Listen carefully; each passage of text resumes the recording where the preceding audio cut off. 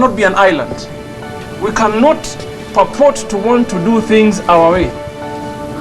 So if you go to Tanzania, they do fish assessment. Somalia, they do stock assessment.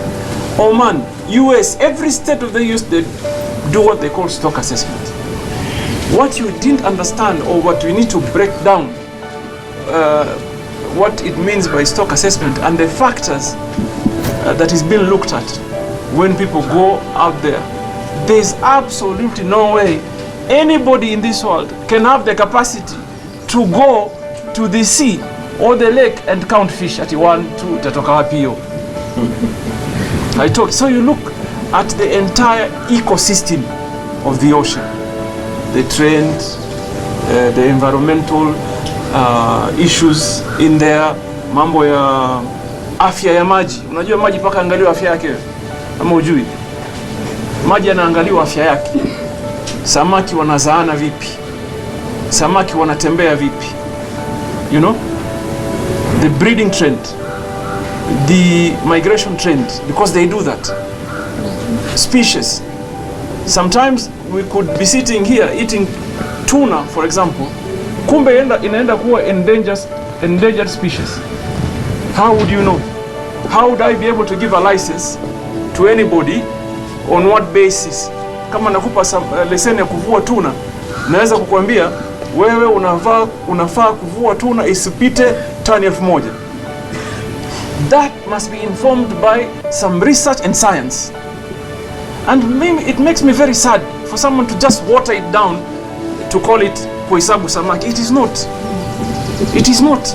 And if you want us to thrive as a ministry, as a country, where this opportunity becomes our next economic frontier, we have to invest in it. What you should be asking us is, show us the reports of the work that has been done, and we give you the detail to it. Ya mwisho kabisa nikikujibu ndugu yangu. So we are okay to count gazelles, elephants, lions. Because why? Tourism and economic gain. Na is it different from wale viumbe vinavyoishi kwenye samaki? It's the same. It is the same. We just need to explain it, how it's done. And by the way, so that you know, it requires a lot of science. A lot of science, because you have to determine even the weather pattern. Maji yanakuwa moto, baridi kiasi gani. So what I'm happy to do for you is one day maybe to give you a detailed reporting on what stock assessment really means.